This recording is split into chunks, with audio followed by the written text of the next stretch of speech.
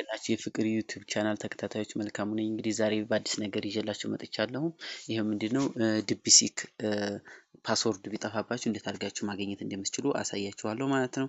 ይሄ ዲፕሲክ ምንድነው ላላችሁኝ በመጀመሪያ ስልካችሁን ዳታውን ታበራላችሁ። በመቀጠልም ደግሞ ፕሌይ ስቶር ላይ ትገቡና ዲፕሲክ ብላችሁ ሰርች ታደርጋላችሁ ማለት ነው። እዚህ ሰርች ቦታው ላይ ዲፕሲክ ብላችሁ ትጽፋላችሁ ማለት ነው።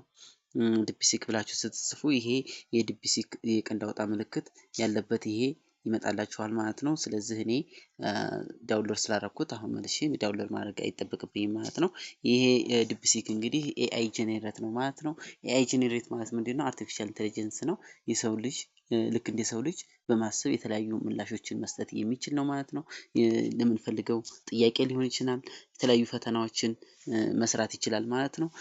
ይህ አርቲፊሻል ኢንተለጀንስ እንግዲህ ቻይና ናት የሰራችው በቅርብ አመት ላይ እንግዲህ ለዓለም ያስተዋወቀችው በጣም ሌተስት የሆነ ነው። እስከዛሬ ከምናውቃቸው ቻት ጂፒቲዎች የተሻለ ሆኖ አግኝቼዋለሁ ማለት ነው። እንደኔ እንደራሴ ምርጫ ነው። ነገር ግን ይህ ዲፕሲክ አካውንቱን ከከፈትን በኋላ ይሄ አካውንቱን ከፍተን አካውንታችን ፓስወርዱ ቢጠፋብን እንዴት አድርገን ማግኘት የምንችለው ብላችሁ ለጠየቃችሁን ጥያቄ ዛሬ እንግዲህ ለጥያቄያችሁ መልስ ይዤላችሁ መጥቻለሁ ማለት ነው። መጀመሪያ ላይ ሴቲንግ ላይ ትገባላችሁ ማለት ነው። ከዛ በኋላ ሴቲንግ ከገባችሁ በኋላ ጎግል የሚለውን እንፈልጋለን ማለት ነው። ጎግል ላይ እንገባለን። ጎግል ላይ ከገባን በኋላ እንግዲህ እዚህ ጋር ጉግል እንግዲህ የተለያዩ ሰርቪሶችን ይሰጣል ማለት ነው። ከነዚህ ሰርቪሶች ውስጥ እንግዲህ ፓስወርድ ማናጀር አለ፣ ፋይንድ አፕ አለ፣ ኪዊክ ሸር አለ፣ እንዲሁም ደግሞ ፋሚሊ ግሩፕ አለ። እኛ የምንፈልገው ፓስወርድ ማናጀር ስለሆነ ፓስወርድ ማናጀርን ክሊክ አደርጋለሁ ማለት ነው።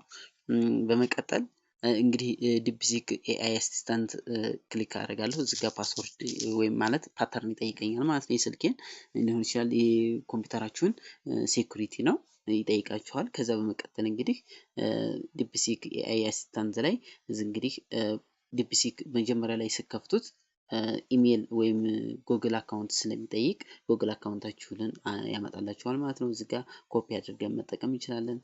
እዚህ ጋር ፓስወርዱን ኮፒ አድርገን መውሰድ እንችላለን ማለት ነው። ወደምንፈልገው ቦታ ላይ ስንደርስ እዛ ላይ ፔስት አድርገን መጠቀም እንችላለን ማለት ነው።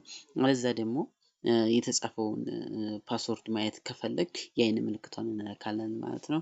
ውድ የቻናላችን ቤተሰቦች እንግዲህ ላይክ እና ሰብስክራይብ ማድረጋችሁን እንዳትረሱ። ስለተከታተላችሁን እናመሰግናለን። ቀጣይ ደግሞ በአዲስ ስራዎች ይዤላችሁ እመጣለሁኝ።